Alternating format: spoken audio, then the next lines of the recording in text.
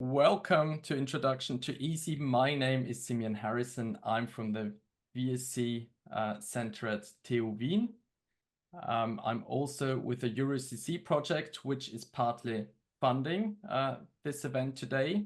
The other part comes from the Center of Excellence MultiXscale, which Alan O'Case is part of, and he'll bring the content today. He's one of the developers actually of EESSI, and that's why it's fantastic to hear that straight from him.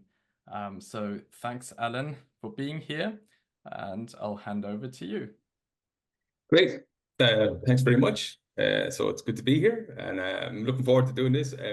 We have a tight schedule today, so some things I may seem like I'm going pretty quickly, but you always have the space if you want to ask me a question, and we will have time at the end for a general Q&A. And also, the Slack is there, so I'll go through some kind of preliminary information now, just so you're aware of what we have on what we can do today, and also how to reach out to us. So the first thing is that we kind of have a shared document that we will use today. So that's this link here. I put it in the Zoom chat, but if somebody could enter that again, just in case somebody logged on since I put it in the chat. But there you get, I'll look at that page now in a second, but it has a lot of information to help out today. So we've gone through access already, at least in the Windows case. In the Linux case, I don't know if it's easier, but you just need a single command, and that command is also in the cheat sheet. You will need to enter your password a couple of times, and you may need that one-time password on your phone if you haven't already logged on today.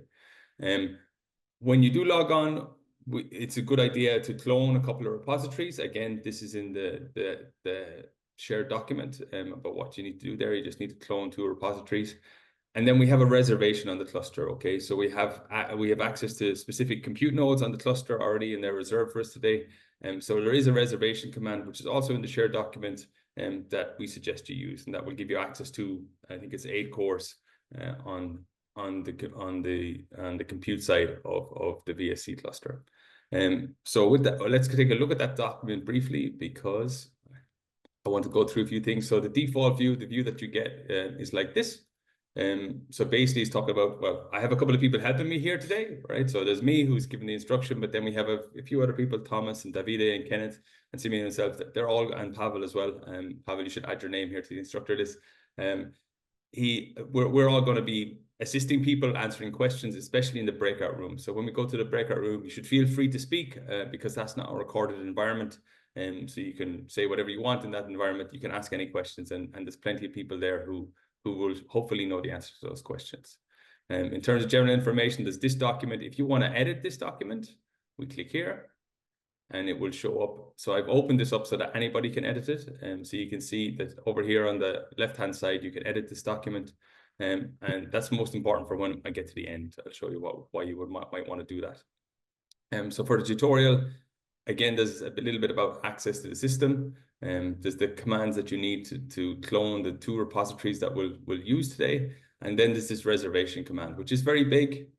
So there's a lot of text you need to copy, but once you have that command, you should be able to paste it into your terminal and access the reservation. I tested it this morning. It worked for me, so I'm hoping it will work for you too. I'll try it again in a minute. Additional information. So the slides that I'll go through today are already available. There you can click on those there. There's also a link to the EESSI documentation, and we will come through this in a minute, but there's also a cheat command, right? So if you want to initialize the EESSI environment, so when you log onto the system or into the reservation, you can initialize already that EESSI environment. In terms of communicating with us, there's the EESSI Slack, which Simeon already posted, but it's there in this document as well if you want to click it. If you don't have Slack or you need access to our channel in general, there's a link here to join our Slack channel. Yeah, during the hands-on, you'll be placed in breakout rooms, and they're not recorded, so you'll be free to talk in those. In terms of feedback form, that will come later. I'm not sure exactly what we're doing there yet. And then there's 2 different options for access in the EESSI environment. They're both included here. Just to mention, because we do have breakout rooms, so there will be this opportunity to talk to each other. We do have a code of conduct. So it's kind of a longish document, but the basic gist of it is that be nice to each other, right? So be welcoming, use inclusive language, be respectful that people might have different opinions, If you give or receive criticism, make sure it's constructive, right? And receive that criticism gracefully. And remember that we're all here to help each other, right? So focus on what's best for everyone. So and be courteous and respectful to everyone else. If you feel that somebody has violated the code of conduct, then you should contact the organizers of the workshop, and we can take it further from there. At the bottom of this page, so down at the bottom of this document, you can add questions. If you want to ask the questions here. For us, the best place to ask questions is in our Slack channel, because although there's a lot of people here in the workshop today, there's even more people in our Slack channel who may answer those kind of type of questions, right? So feel free, you can ask them here and we will answer them here. I'll try and keep an eye on this, but the best place is probably the Slack channel. Okay, and with that, I think we can actually get started. So as long as you have access to this the shared document, you should be able to follow most of what I'm doing now to give you all the commands you need. All right, so let me start in doing presentation mode. So an introduction to EESSI. So I'm Alan Lacash. I'm the technical manager of a European HPC Center of Excellence called MultiXscale. And I'm also a contributor to the European Environments for Scientific Software Installations, as are a couple of other people on the call. So yeah, you do have access to the experts, inverted commas here. Let's talk about what that is, right? So let's give a bit of a background first. So the landscape of scientific computing is changing, and there's an explosion in the scientific software that's available, because we have things like bioinformatics, which produce lots and lots and lots of software tools. We've got the AI boom. We've got lots of other reasons that people are using more and more software. And not least is that people are expected to make these things public in general, right? So in general, there's a more focus on releasing software, making it available so that research becomes reproducible. So this becomes a very important issue, but it does result in an explosion of software. There's also an increasing interest in using the cloud for scientific computing, because it gives you that flexibility, right? So typically, compared to hosting your own resources, it can be expensive, right? So relatively speaking, it's expensive. But if you're somebody who doesn't need that much computing, or needs it in bursts, or needs it in like a lot of resources in small amounts of time, and cloud is quite an interesting space in general. So it's also one to keep in mind, and it is being used a lot more in scientific computing. And there's an increasing variety of microarchitectures. So this was something that was the case in the past, and then wasn't the case anymore. It was mostly just x86, and now that begins again, that there's more different kinds of architectures out there. So we've got the typical Intel and AMD, which are these like x86 64-bit architectures, but then we have ARM, which is already here, right? And that's going to be the biggest computer in Europe this year, with the Jupyter system that's coming online. And then, of course, there's a lot of interest in this RISC-V architecture, right? Why are people interested in RISC-V? Because of intellectual property, right? So most of the intellectual property related to the CPUs that we typically use are homed in the United States, basically. And RISC-V is not subject to these kinds of limits. So it's very interesting for lots of places. Europe, yes, also in Russia, and also in China and places like that. So there's a lot of development going on in this space to give access to CPUs that don't have IP that's directly attached to the United States. In contrast to all these developments, right, the size of the HPC support teams in institutions is the same. It's as limited as it ever was, right? And so it's not growing. So just to give you an idea of the amount of installation requests that we collected, or you again collected these figures a couple of years ago, to talk about how many software installations requests they're getting per year, right? So we're talking about 400 per year. And these things can be complicated. Sometimes they're easy, sometimes they're hard. So they can take up a lot of time of the support teams, but they're obviously increasing, right? So this is more work in general. So what do we do in these scenarios? And that's where EESSI comes in, right? So we start thinking about, we also don't just want the software, right? We want it to work well. We want it to be optimized as much as possible. Now, the primary means of optimizing software is the software itself, right? Thinking about new methods, thinking about implementing new approaches, and trying to use algorithmical ways to improve the performance. But in the end, you also need to optimize the software for the architecture that it's going to run on, right? So it should be optimized for that system. And this can have a massive impact on the performance, right? It's very significant for scientific software. So in this case, we're just looking at a simple example of pretty old version of GROMACS right now, so from 2020. But the principle is always the same, right? So the way GROMACS measures its performance is in how many nanoseconds it can simulate per day. And so obviously higher is better, right? So in a system here, which is just like a dual core Cascade Lake system, we looked at the performance of different GROMACS binaries. So it's exactly the same software, but it's compiled for different instruction sets or architectures. And you can see that there's a massive variation. So in terms of like GROMACS in particular, right, it gets distributed by Yum. So you can just Yum install, or you can install it by your package manager on your system. But also then we looked at all the different ways that we could compile it for that system. And you can see that you can get up to 70% speed up, right? So if you compile for the capabilities of the CPU that you're working on, as compared to compiling for a generic system, you can get a massive jump in performance, right? And this is at like effectively zero cost. It means just a recompilation of that software, right? And you get like, 1.7 times the performance, right? Which is a massive improvement.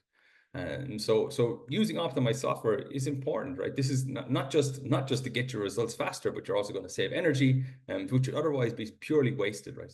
It's a complete waste of energy. And we all know these days that data centers are massive consumers of electricity.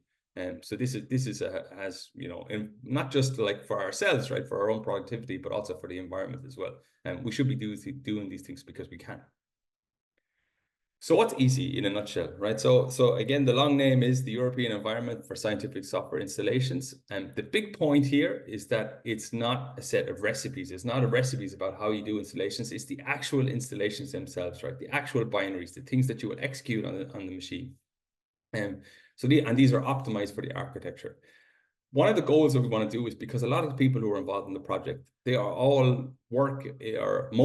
of them work in universities or HPC sites or places where they have HPC resources, and they just don't have the resources to do the job that they would like to do, right? They know what quality software installations look like, but when you're dealing with 400 requests a year, you can't do the kind of job that you would like to do in all these cases because you just have to get the work done, right? And so what we want to do is remove all that duplication, because in many, many, many cases, everyone's doing the same work, but in different locations, right? So rather than do that, let's collaborate together on a shared software stack. And then, of course, we want the users to be able to move between sites really easily, right? So whether that's their laptop or in the cloud or on an HPC system, we want the users to be able to interact with this software in the same way. And yeah, we want it to work everywhere. So we want to work on any Linux OS, and because like you can also, it also works on WSL, so that's Windows, right? You can get it on the Windows subsystem for Linux, and it also works on Mac OS by a kind of a container-like environment, but not quite. But it does work there as well. And it doesn't care about we support many different system architectures as well, not all right now, but we'll go through exactly what we support in the next few slides. So yes, this idea is to go from your laptop. You can have this environment on your laptop. You can have it on your workstation. You can have it in the cloud. You can have it on cluster. You can have it in all these places. You can have it for all these different CPUs, for all the interconnects that you can find out there, for GPUs. Right now we support NVIDIA GPUs, but we're also working on AMD, et cetera, right? That's what we want to do. We want to focus on performance. We want to focus on automating, including software in this environment. We want to focus on testing that software, not just to make sure it's correct and running the test suite of the software, but also making sure that the performance is good on the different systems and that it scales, right? So we care about scalability because we care about HPC. So we care about making sure that this performance doesn't change over time. And we want to collaborate, right? We don't want to operate in a vacuum. We want more and more and more people to help with this process, because the more people that help, the better the quality of the software that we include in the environment will be. So what are our goals? Yeah, like I said, let's avoid duplicate work, right? Let's not do the same thing in many, many different systems. It's great that there are tools out there to automate this installation process, and maybe you've heard of some of them. So like a lot of people on the call are contributors to EasyBuild, but there's also SPAC out there. There's also Conda. There's different things that you can use to install software. They're not enough, right? So, or at least in our opinion, they're not enough, right? Because that gives you a recipe, but that doesn't mean that the recipe will actually work on a target system, right? This frequently the case that there's something about that system that makes it a little bit different, that causes these recipes to break. So we want to go beyond sharing these recipes, but we actually want to work on this software stack, right? Something that we all share. That's really the same software stack. Everyone's running the same binaries on all these different systems. And we want to provide something that's truly uniform so that you get the same software environment everywhere, regardless of the architecture that you're on, right? And the thing that we don't want to do is sacrifice performance to give us mobility of compute, inverted commas, right? So this idea that we, okay, we give a less optimized binary so that it'll run in different places. That's not what we want to do. So this does happen in containers. It does happen in Conda as well. Not in all cases, but in a lot of cases that you don't get an optimized binary that you're running in the system. You just get something that will work, but it's not necessarily optimized. And the other thing that we want to do is to facilitate training, right? We want to help people to be able to deliver HPC training, right? So this environment means because you can reproduce it in many places, it helps with HPC training because you get the software that you want to teach people, you can have that in any environment. So it can be on their laptop, right? They can work directly from their laptop, or you can have it in the cloud, or you can do it on the HPC system. At least the software that they're interacting with will be the same in those environments. And the other thing is we want to support the development of this software, right? We want to make the software better. We want to give people, the developers, services that they can use, right? So one of them is obviously we want to help them to deploy the software to make it available to their users, but also to help them in the development process, right? We want to be able to show them how they can gather performance information, how they can test their software across different compute architectures and make sure that they can support that compute architecture. And that's all the things that we want to do within this environment. So how does it work? Well, we won't get to how it will work yet. I think it's quicker. It's easier if I show you what happens when you try and use it.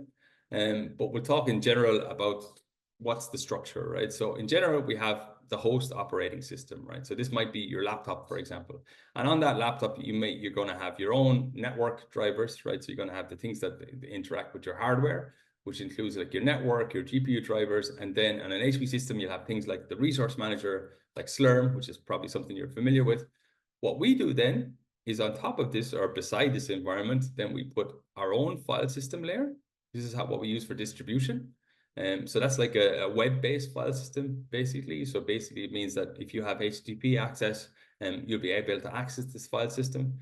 On top of that file system, we put our compatibility layer, and that kind of levels the ground across the different client operating systems. So basically, we're saying, we're not really interested in your operating system here. We're going to provide our own operating system. We'll use your kernel. So we'll use the core of your operating system, but mostly everything we use is going to be coming from this compatibility environment.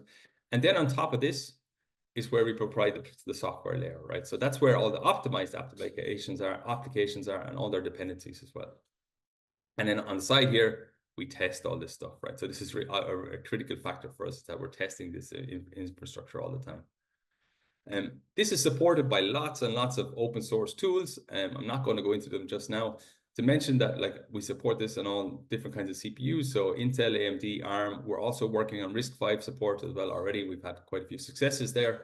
But that's where we are. What will it feel like for you? It will feel like streaming scientific software. So what that means is the kind of experience that you get like with streaming platforms like Netflix or Spotify or things like that, you will get that same kind of experience when it comes to streaming this scientific software. So you see a software package that you want, you say, yes, I'd like to use that. You somehow make that software available. So in the typical HPC space, that's that user interface is the module command. So module load something, you load that software, and then you start using it. That's it. So the software, what it needs, it will stream in the background, the binaries that it needs, the data that it needs from our file system layer. Let's see what that looks like. So let's do a demo of that. So in the demo, what I'm going to do, I think I'll go through it, right? So I can talk you through it as I do it. So let me open up here. Okay, so this is AWS. So we're in a cloud environment now. What I'm going to do is I'm going to launch, some of you have probably never seen this before, but I'm just going to launch a virtual machine in cloud environment. I'm going to choose as an operating system, I'm going to choose Amazon Linux.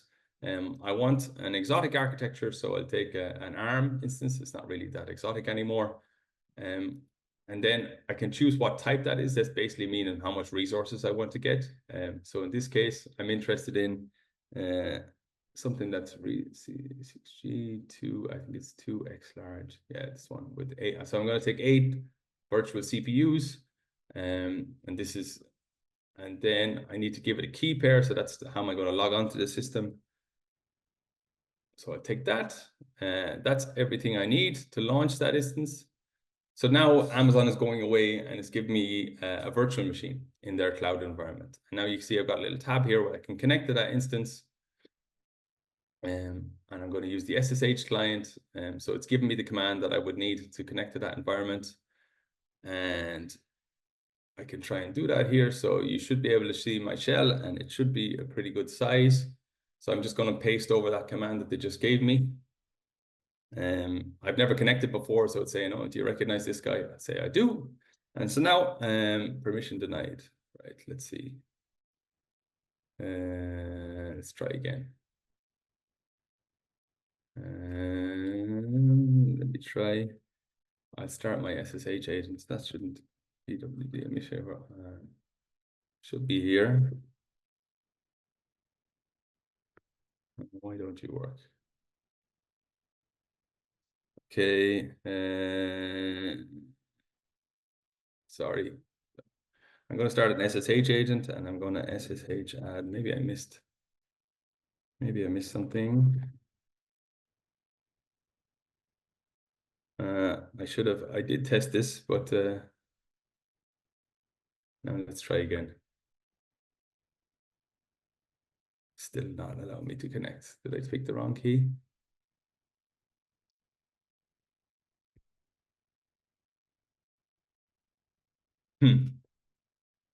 Frustrating.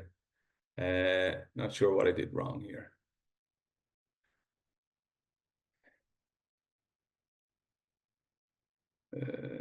Why not?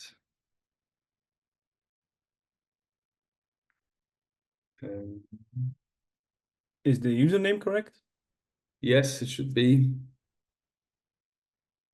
What did I do wrong? Let me try again. I'll just make a new instance. I don't understand what I did wrong there. Okay, let's launch an instance. We're on a tight schedule, so I'm annoyed now that this is going to interfere with my schedule. But is it still initializing? So yeah. So that's one of the reasons I chose Amazon Linux is because it's almost instantaneous, right? So their virtual machines are configured to boot really, really quickly. So basically they're instantaneous. So come on, C6. No, my browser is not responding. Yeah.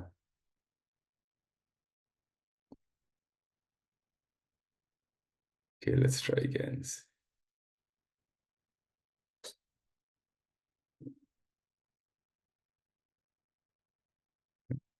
Maybe I have the wrong key pair. Maybe let's try this one just in case.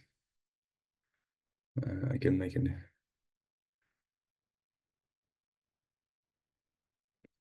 Main reason I'm doing this is I want to show you how easy it is to install easy. That's the main reason I'm doing it. And now that should work. Let's try that one. Let's clear this environment again. Please work this time. Okay, we're on.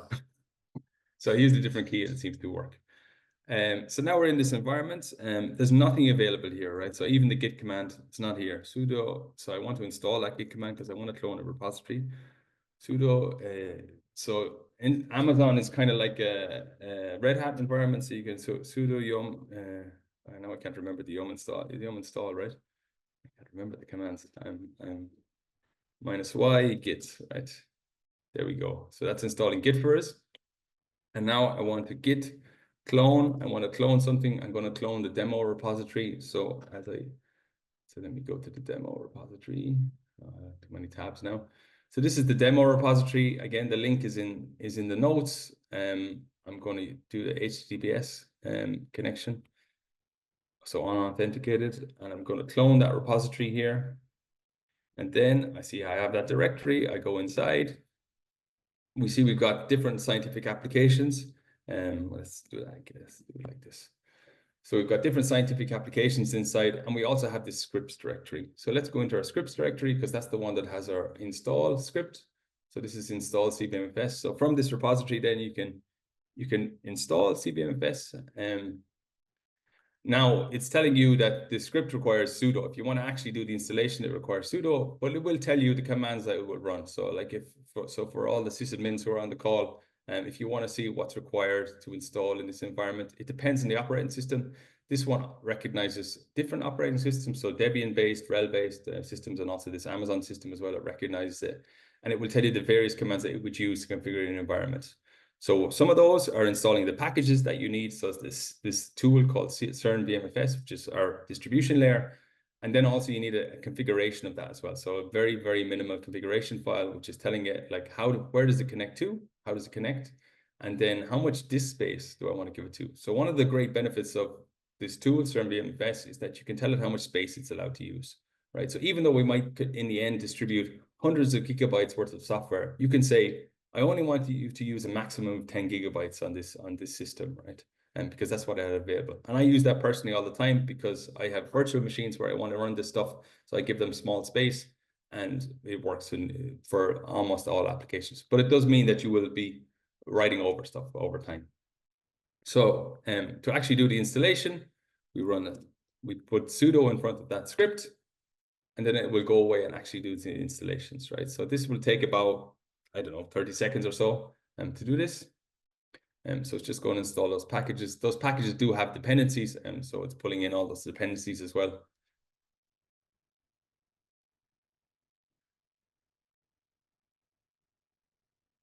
Yeah. And there we go. And that should be it, right? And now, if we look on our system, we have a new directory called /cvmfs, right? On our system. Looks like it's empty, right? So it seems like it did something. So CVMFS, the CERN VM file system, is available, but there's nothing there. But CERN VMFS uses something called fuse mounts, right? So it auto mounts file systems. So if I know what I'm actually looking for, so software.easy.io, it will auto mount that location, and all of a sudden it will appear, right? So now we have this new thing, software.easy.io. That's our EESSI repository, our production repository. And then we can see we have all these stuff inside, right? So now we've got access to the files that are in this location. And then what we want to do is we want to initialize the EESSI environment. So we do that by using our initialization commands, right? So we have to go underneath versions. And then we've only one version at the moment. So I'm just using tab completion all the time to push this out to see what's here. And then we have an initialization directory. We're going to use lmod to do the initialization. Lmod supports different shells, right? So we can have this, I don't know what shell environment you typically use. I typically use bash, right? So I'm using bash all the time, but it does support the different shells. So we can initialize for bash with lmod. And now it says, oh, this EESSI environment is loaded successfully. We can do a module avail, so the module command that I mentioned earlier. So that's our interface here. And now we can see we have all this software available. And we can also see what architecture it's available for. So the architecture I've landed on is an ARM architecture, and the instruction set is Neoverse N1. Okay, so we've got binaries that are optimized for the architecture that I'm running on. And we've got lots and lots and lots of packages in here available on the system already. And what is it like to actually use those packages? So we have these demos here so that you can use, and some of them you've probably heard of. We can take one like PyTorch, for example. There's a PyTorch script in here. We can look at what the run script looks like. So run.sh. It's just checking that it's in the right place, and it's checking about what E version is loaded, and then it loads a certain module. And that's just to give access to this module load command, right? To give access to the software. And then it's just going to time running that Python script, right? So we can already run this. And it will seem like it's a little bit slow to start off, right? But that's because none of the files that are actually required, and there are thousands and thousands of files required to run PyTorch, are actually available on the system when I run the command, right? What it's doing is it's dynamically pulling in the files that's needed to run the process, right? When they're available, then it can proceed, right? So we can see that this only took 10 seconds to do. But if I run it twice, now the files are available on the system. So the real time should be even shorter, right? It should be very, very quick. There we go. You see, it's only 2 seconds this time. So the first time it needs to pull in the files. The second time the files are available, so it can run really quickly. And we'll just run one other demo to show you. So say GrowMax, another common application. So in the case of this GrowMax script, it's going to again, it's going to load a module file, the particular one that we want.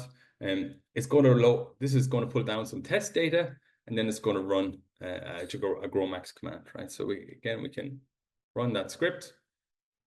You can see it's pulling in the data, and this one, because PyTorch requires an awful lot of data, right? Whereas a lot of files, it takes up about 1 gigabyte on its own just to run the process, right? Whereas GrowMax doesn't need that. So it feels even quicker, right? But in GrowMax case, it feels instantaneous that you're already running software. So now this is going away and running a GrowMax process. And this takes about a minute. I'm not going to wait for it because we don't have time. But you can see how that works. Okay. So that was our demo, right? So we had an Amazon Linux, we had a Graviton 2. We needed admin rights to do the installation. And then we sourced the EESSI environment by sourcing that in its script, and then we did some of the demos. We needed to install CERN VMFS. We needed the configuration file. I showed you that briefly as well. For production usage, you wouldn't do it like this, right? So if you were using it, if you're hosting it on an HPC system, you should talk to us first so we can help you out here to do it well. But you use something called a squid proxy to speed things up so that you don't have to worry so much about talking to the outside world to populate our cache. And so that'll give you better startup performance. And then if you're getting really serious, you would actually mirror the information that we have. So I'll talk about what that means to mirror. And then, of course, you're recommended to be a good citizen. So if you plan on accessing our networks a lot, you should help us to do that by putting these squid proxies in place. So that's what it looked like. We've already seen that. So our first hands-on is that you get to run this demo yourselves. Okay, so you've given 10 minutes. We're going to go into breakout rooms now. Simeon, I believe they can choose their breakout room, right? And then yes, that's correct. And there's an extra room also for troubleshooting should you have any issues. Yeah, I'd like one of the TAs to be in the troubleshooting room, but otherwise you can choose wherever you want to go. So it's 9:39 now. I'll give you 10 minutes for that. And then, so we'll come back to the main room at 9:50. And I think in the slides, you do have access to, remember that you have access to the slide deck by this HackMD document, by the shared document, right? So then you just need to clone. The EESSI repository is already available. You just need to clone the demos and give it a try. So run one of these scripts. Start speaking. There we go. So again, cameras and mics if you don't want to be recorded. So hopefully you've had a chance to give it a try on the system and that worked for you. Again, the things should have worked under the reservation, not necessarily on the login note. Depends on where you landed up as a login note. Okay, so if you wanted, you could do this yourself through Apptainer. So even if you don't have admin rights, you can still use the EESSI environment if you have Apptainer available. This is in the slides. It's in our documentation as well. I'm not going to go through this now because it's not for today and we don't have time. So how exactly does all this work, right? That's probably maybe a question that some of you who like these technical details are interested in. Right, so I mentioned already that there's a lot of open source software involved here. So we discussed a little bit already about the distribution. For the compatibility layer, that's like you can think of it like a container OS. We use Gentoo prefix for that.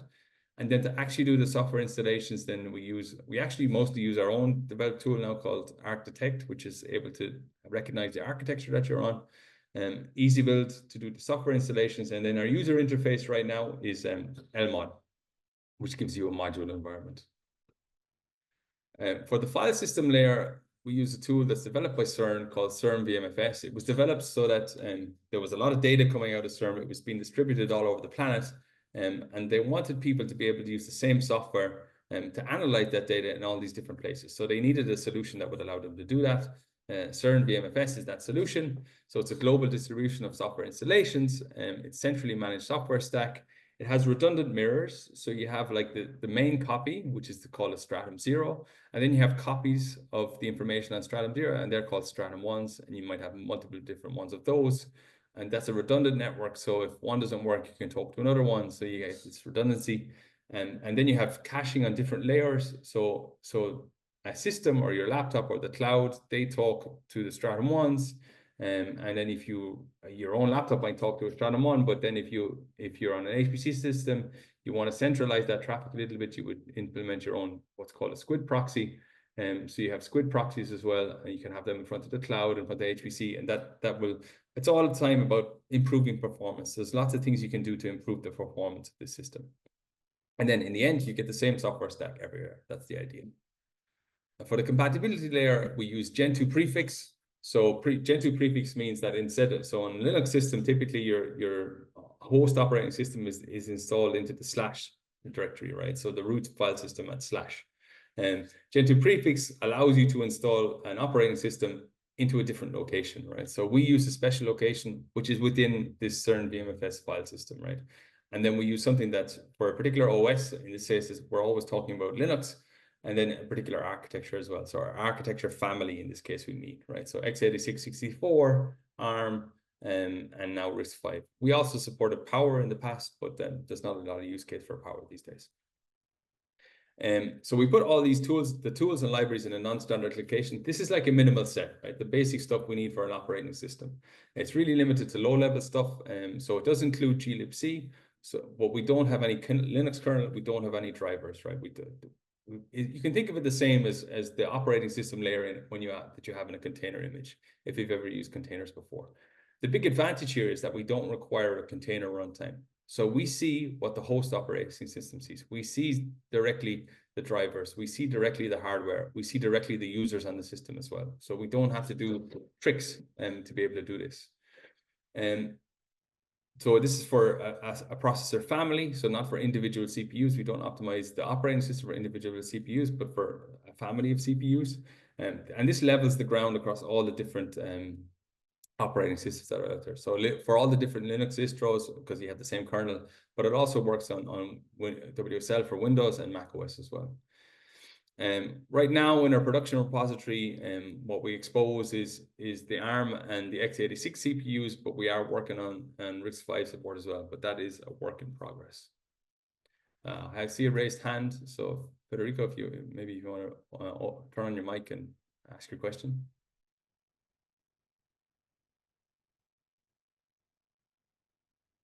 Maybe it's gone.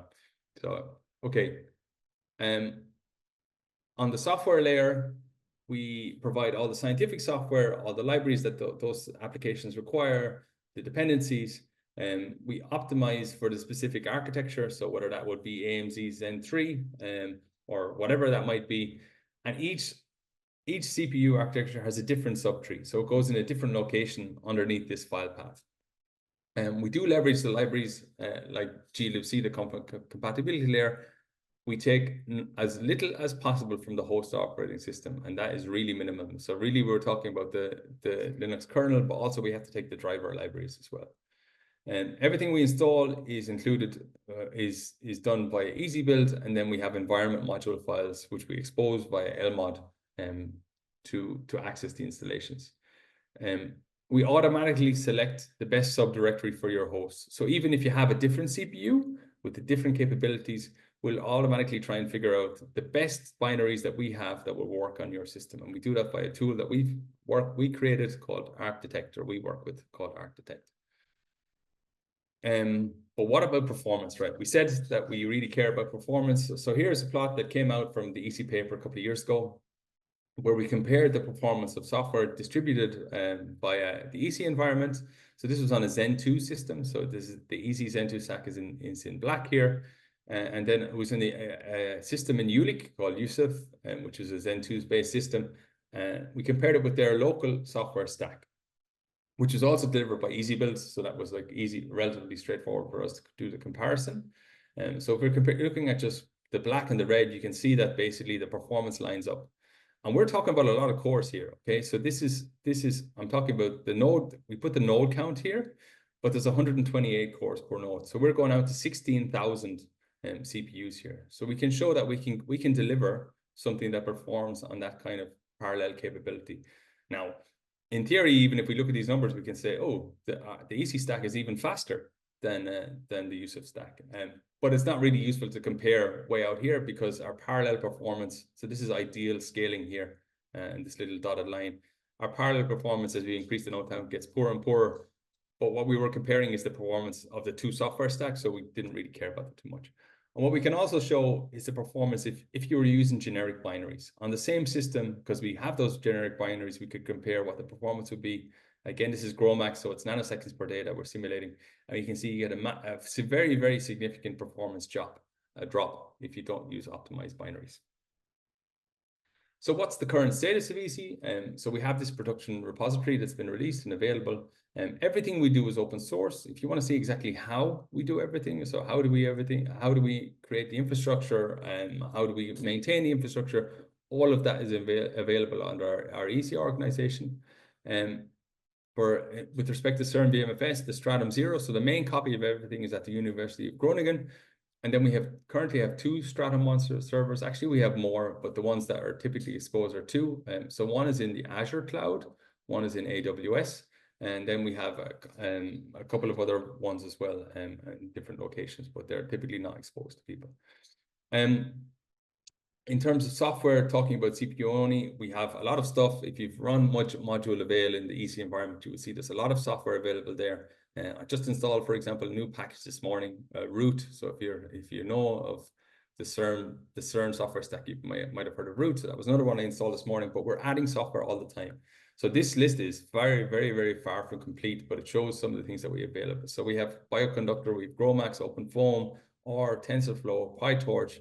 We have thousands of extensions for R and thousands of extensions for Python as well. They're all available in this environment. And the hardware, in terms of the hardware targets, right? As I said, we have generic support for ARM and x86, but we have specific support for different instruction sets that works on a lot of things. And here we're especially considering like the vector instructions where you would get real performance improvements. So we've got Haswell, Skylake, Zen 2, 3, and 4 now. As of a week ago, we have completed that support. And we also have Neoverse N1, Neoverse V1, and we will soon start working on new ARM targets as well. The NVIDIA GPU support is being brought to a production standard. We are very close to that right now, and so we'll probably make a big announcement in this space in the coming weeks or months, certainly before Christmas. And we're supported heavily by Azure and AWS, so they give us a lot of sponsored credits, which help us develop and deliver all the infrastructure that we need to support this. Because obviously we do need infrastructure because we are providing you access to these servers that delivers you the software, right? So we need to have supporting infrastructure as well. And that's what CERN BMFS, what we need to support CERN BMFS. Right, so what's probably interesting, if you have found this interesting so far, you probably care a little bit about the software that you want to have in this environment, right? And there is a process for you to do that. So how do you add software to EESSI? So what you need to do is you need to get yourself a GitHub account, and you'll need to create a PR. Now, as I mentioned, the software that we include in EESSI is added via EasyBuild, right? So the recipes that we use come from EasyBuild. So the first thing you will need to do is get your package supported in EasyBuild in general. When that's done, you'll be able to make a one-line change or a couple of lines maybe to a particular file under our EESSI software layer repository. You make a PR there, and somebody will come and review that PR, and then as a result, then they will kick off build jobs, which are handled by our bot. So we have a bot that takes care of a lot of things for us, tries to automate as much as possible. It will go away and talk to our build nodes, all our build nodes for all our different architectures, and say, hey, test this software out on all of these different architectures. And then we also have, if there's a reframe test available for that software, we will add that. But also in general, in EasyBuild, we run tests for the software, particularly the built-in tests, right? So if software, we would obviously encourage best practices that you have test suites for your software. So if we include software, we try and run those test suites, particularly because we care a lot that make sure that the packages work. So we do that. We run on this and test the software. If everything is successful, we make software installation. We make of the software installations, we make tarballs of that content. We put it in something called an S3 bucket, so a location that our infrastructure can talk to or read information from. Oops, I went the wrong way. And then from there, we have a cron job that picks up these buckets, these tarballs in the bucket, and then looks at playing them on top of the Stratum 0 server. So the Stratum 0 server picks up these tarballs, and then when it thinks it's time to open a PR to ingest some of these tarballs, it will open another pull request to a staging repository where somebody will review that. And before we actually ship something, so somebody will actually review what's going inside again. So we have two steps where somebody, a real person, is actually reviewing the content that's going in before we actually deploy something. And then it's deployed, and then it will be available for all those architectures automatically, right? So nothing will have to happen on any sites that support EESSI to make the software available. They won't have to do anything extra. It will just appear. All of a sudden, it will be there. When you do module avail, this package will be available there. So what use cases do we support in EESSI, or what we consider as use cases given you have this kind of infrastructure? So we can think of a few different things. So obviously in the first case, there's the uniform software stack. Now we've got the same software stack across all these different systems. But when you have something like that, then you can see that, oh, actually you can build on top of this, right? So you can create portable workflows, right? So you can have workflows that combine different software packages and the workflow software itself. You can distribute all of this by EESSI. You can leverage this in continuous integration environments, right? So if it works in the cloud, it's also going to work in CI environments. You just need a way to configure it to talk to the EESSI environment, to support that EESSI environment there. And it significantly facilitates setting up infrastructure for HPC training, and you get a dynamic environment in that HPC training as well, right? So even if you have like a test cluster that you use for training or something like that, you don't have to keep the software environment up to date on that test system. It will happen automatically if you use EESSI for that environment. And also there's this possibility that you can enhance collaboration with the software developers. And we really want this, right? So we want the people who care about the installations in EESSI to be the software developers themselves, because they know their own software best. They know what performance it should have. They know how to test it.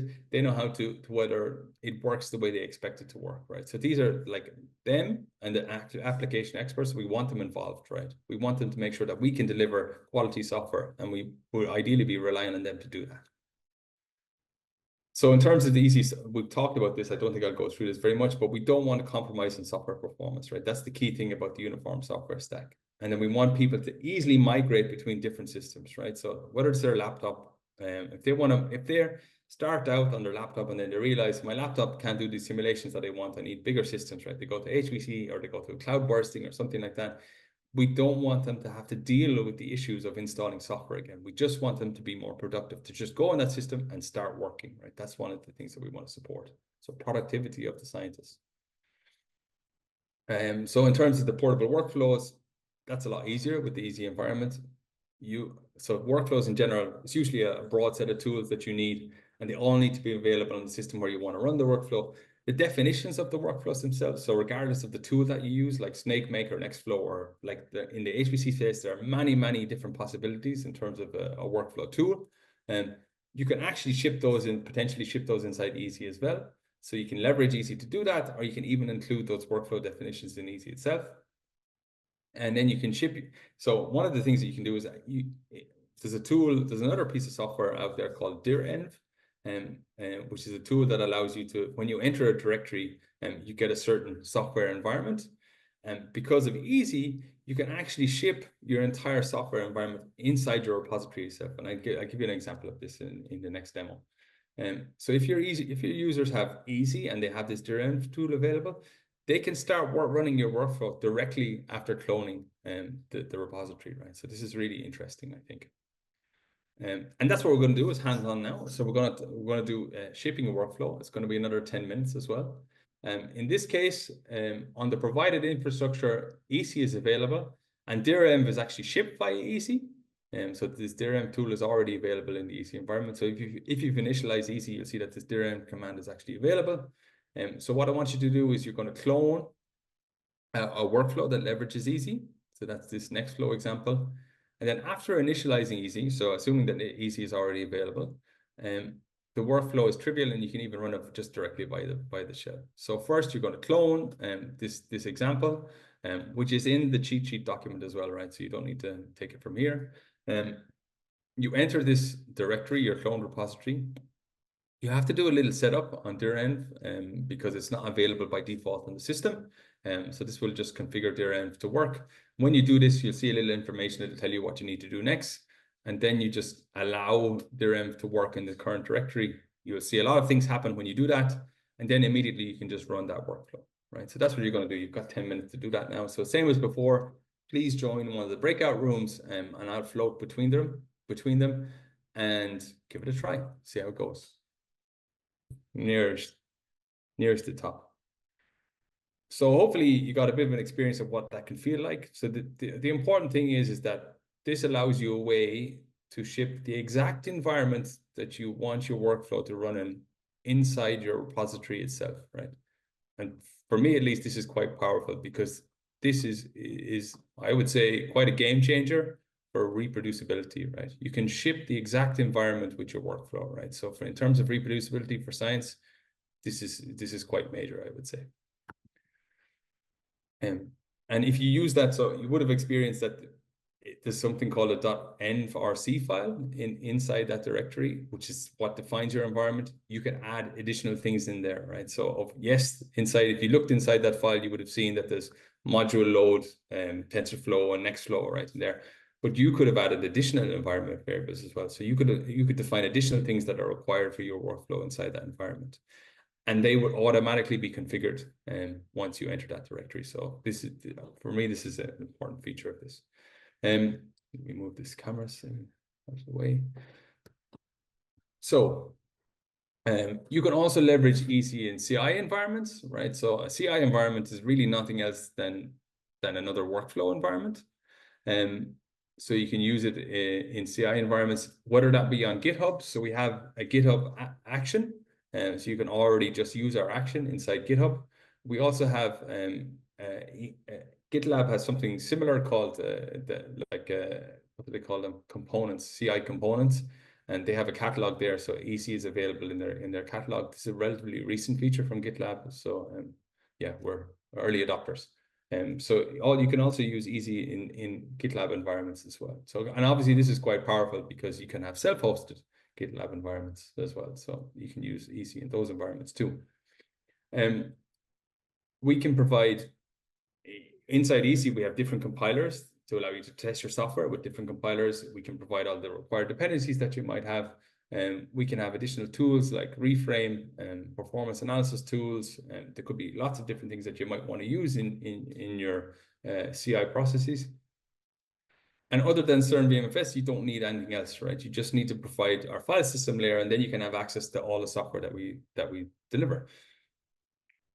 And of course, this significantly facilitates running those CI tests in other contexts as well. So it's one thing to get something working in GitHub Actions, but also to reproduce those tests in other environments can be quite tricky sometimes, but EESSI will facilitate you there.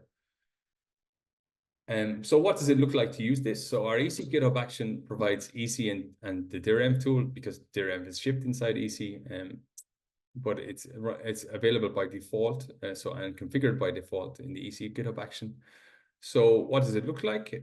So basically, to use a GitHub action, you need a YAML file, and basically you give them a name to the YAML file. You say when is this CI triggered, and what happens when the CI is triggered, right? So it's this one in GitHub Actions, you're typically using Ubuntu, and so you check out your repository, use the GitHub action. So this is our GitHub action. You just say use this at a particular version or at the latest if that's what you want, and then you can even say which EESSI stack version. This is not required, but you can give it. Say if you want to run with a very specific version of EESSI. Right now there is only one version anyway. But there's always a default available. So the default is currently 2023.06. And then you can just test EESSI. So if this action works correctly, then you should already have the EC environment initialized. And you need to use a bash shell, but then you just say module load TensorFlow, and then I can just print the version of TensorFlow. And I have the latest TensorFlow version that's shipped in EESSI is available, and I just print the version of it. When it runs, this is what it looks like. This is actually for GROMACS instead of TensorFlow. Actually, it's just showing you what it looks like when you load GROMACS. So the CI, all it's doing is loading GROMACS and just printing out the version of GROMACS. GROMACS prints out additional information when you do that, and that's what that looks like. So when it runs, for fun, I was actually going to show you. Let me escape out of this for a second. I was going to show you what it looks like when you try to do this. I use this, right? So let's take the Nextflow example. Let's imagine that I'm looking at this README file and I see something that I don't like, and I think, oh, that should be changed, right? And so I'm going to make a pull request. This is a pull request. I'm not going to accept this pull request, but I can commit those changes. I'm going to create a new branch and start a pull request because I have write access to this repository in it, so I could just write directly to the file. And I'm going to update that README for you. As a result, because I've made a change, this will trigger the GitHub actions in this repository. We can have a look at what those GitHub actions look like before we come back to that. So this is inside our workflows. This is my test workflow. So it's a little bit like what we've seen before, where if there's pushes or pull requests onto this branch, this main branch, I run this action, which is basically just running the workflow, right, that I have. So I initialize the EC environment. Dir-env is already there. EC is already there, so I can just run my workflow, my test of my workflow. And then also I have this test that's caching, that's testing the caching effect of EC as well. That's the two things that would run. Let's see where we are. So this is still running. We can take a look at it while it's running. So you can see it's testing the workflow now. You can see that dir-env has already operated. So that dir-env, there we go. There's Nextflow. It's running, and it's run the hello world. Now it's running the TensorFlow thing. That'll take a bit longer because it takes lots of data that it needs to pull in to make TensorFlow run. But it shouldn't take more than a few seconds. Like 5 to 10 seconds. We'll give it the time because I just want to show you the caching effect. Right, so you can see that it took 22 seconds to set up the environment, right? So that's all it takes to have this easy environment available. So all of the software that we deliver, it's available for you to load within 22 seconds.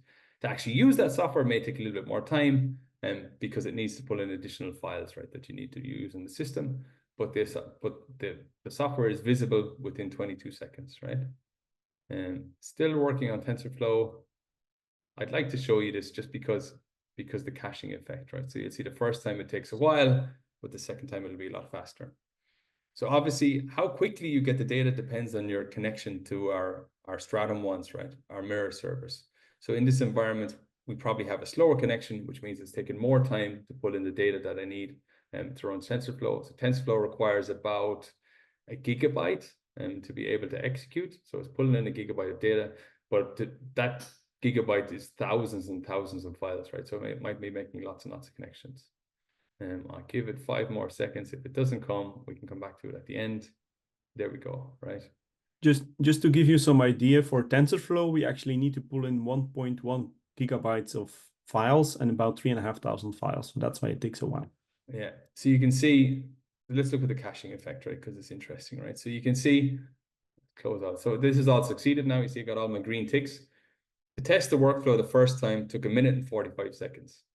When everything was cached in the node, it took only 7 seconds, right? So obviously that initial step of loading the software the first time takes a while, but the second time it's as if it's installed locally, right?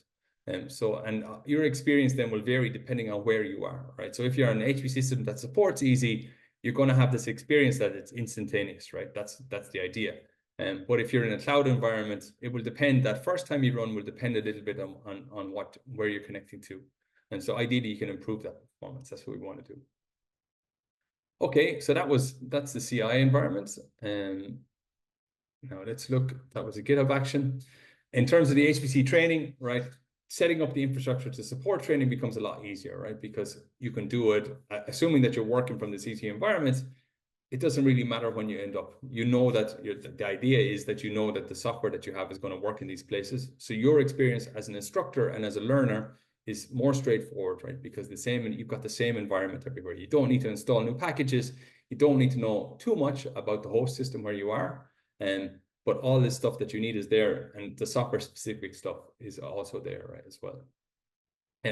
We use this ourselves, right? So this is actually the first time that we've given this tutorial on an HPC system that we don't control. Typically, what we do is we create a throwaway cluster in cloud environment, right? And we do this via a tool called MultiXscale.